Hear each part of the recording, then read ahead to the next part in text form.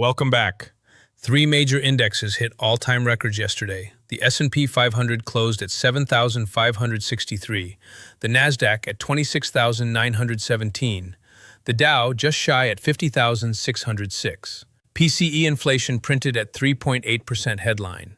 Dell crushed earnings with 757% AI server growth. Iran ceasefire rumors pushed oil lower. But while those stories dominated the financial news cycle, 5 earnings reports dropped that tell a deeper story about the American consumer, a story the headline numbers will not show you. Best Buy surged 18%, Dollar Tree jumped 15%, Kohl's rallied 15%, Gap cratered 14%, and Futu Holdings reported results that had nothing to do with American retail, but everything to do with where global capital is rotating. Let me decode what actually happened and what it means for your portfolio. I am Daniel Reed. This is Market Lens. Let us start with the 3 winners, because their victories are not what they seem. Best Buy reported fiscal Q1 revenue of $8.94 billion, up 1.9% year-over-year and $110 million above consensus. Adjusted EPS of $1.28 beat by 5 cents. Enterprise comparable sales grew 2%, double the 1% estimate. Gaming, computing, mobile phones, all positive. Here is what matters and what most coverage will miss. Best Buy guided Q2 comparable sales at plus 1%, 4 full points above the negative 0.4% consensus. Management said May month-to-date comps are running up high single digits. That is not a guidance raise. That is a live data point that says consumer electronics demand is accelerating in real time.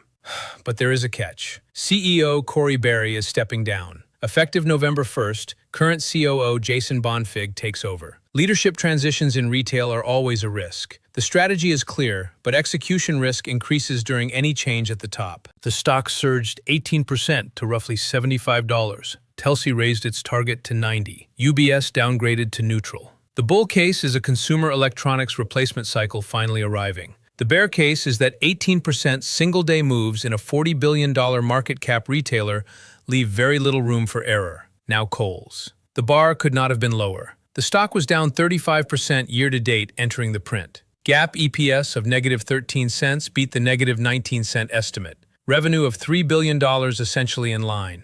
Comparable sales fell 1.1%, which management called the best performance in 4 years. That sentence tells you everything you need to know about where Kohl's has been. The best comp performance in 4 years is still negative.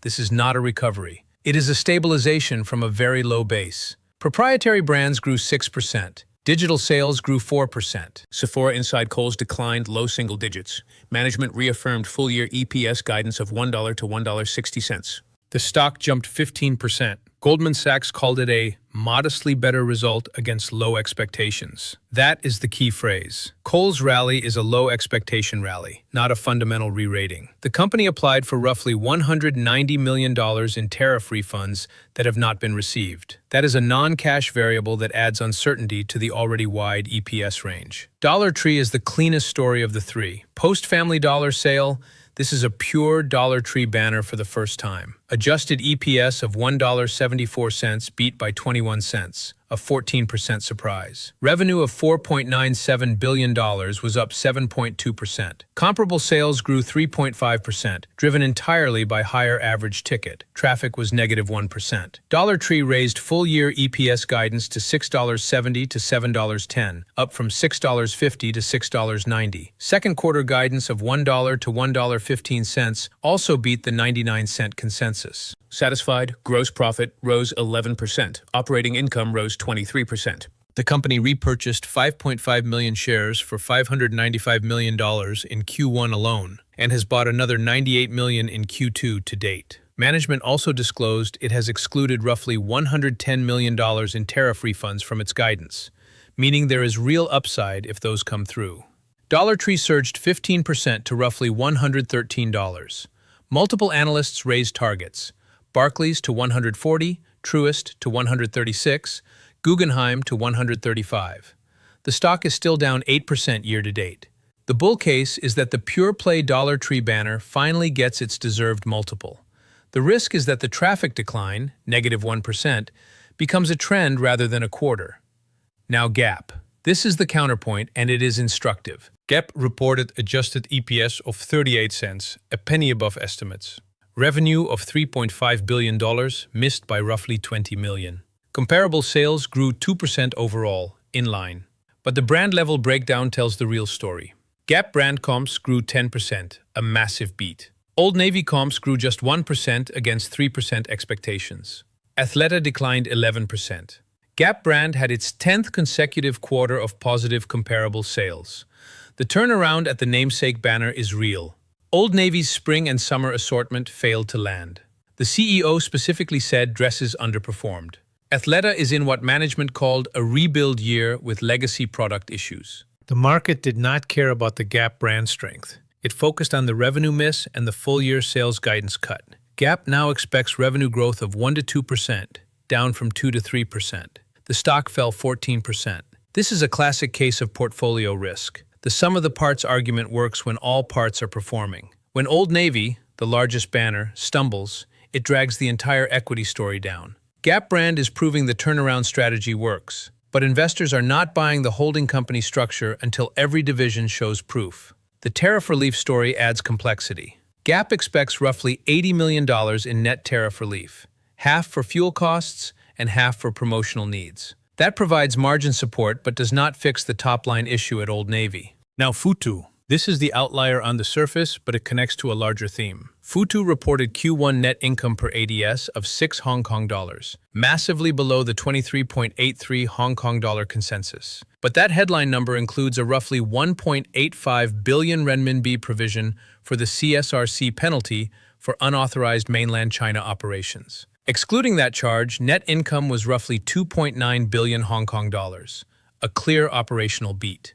Revenue grew 25% year over year. Gross profit grew 29%. Total client assets hit 1.22 trillion Hong Kong dollars, up 47%. Record trading volume of 4.15 trillion Hong Kong dollars, up 29%. Funded accounts grew 34%. Wealth management AUM hit 22.8 billion US dollars, up 28%. The operational metrics are extraordinary. But the stock has been crushed. It fell roughly 30% on May 22nd when the CSRC penalty was announced. It partially recovered. Then earnings confirmed the penalty is real and material.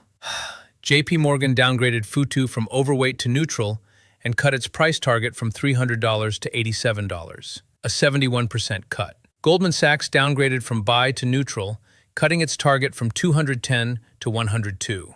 These are not minor adjustments. These are fundamental re-ratings based on the assumption that China will force Futu to exit mainland clients, potentially reducing revenue by 20% and earnings by 30%. Futu is now priced for that worst-case scenario. If the penalty is a one-time event and the company can retain its offshore client base, there is significant upside.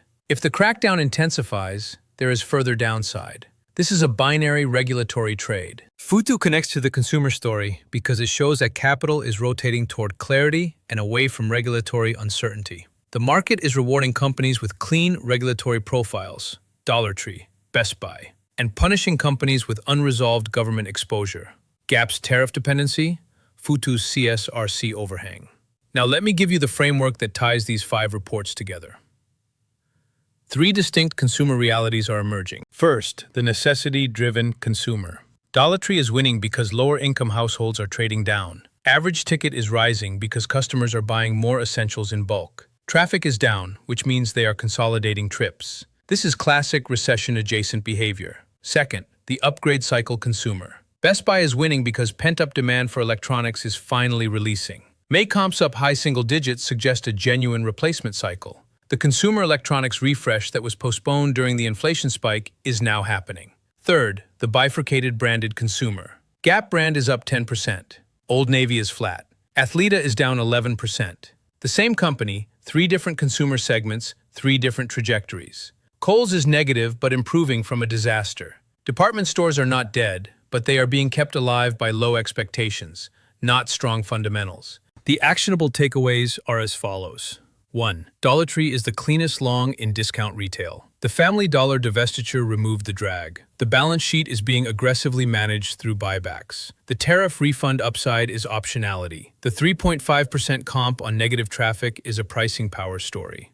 2. Best Buy's 18% surge is justified by the May comp data, but the CEO transition introduces execution risk. If you are long, trail your stops. If you are looking for entry, wait for the post-surge consolidation. 3. Gap is a show-me story. Gap brand works. Old Navy needs a new assortment cycle. Athleta needs a product reset. The 14% drop is punishing, but the Gap brand turnaround is real. Watch the August back-to-school numbers for the Old Navy catalyst. 4. Kohl's 15% rally on a negative 1.1% comp is a reminder that beaten-down stocks can rally hard on marginal improvement. But this is not an investment thesis. It is a low-expectation trade. 5. Futu is uninvestable for most retail traders. The regulatory uncertainty is binary, and the downside scenarios are severe. If you have a high risk tolerance, wait for the CSRC final ruling before considering a position. The indices are at all-time highs. The consumer discretionary sector just hit a 20-year low relative to the S&P 500. That divergence is the opportunity. Within the sector, the data is clear. Discount retail and replacement cycle electronics are working. Mid-tier apparel and department stores are not. Trade the data, not the headlines. Keep your data sharp and your logic sharper.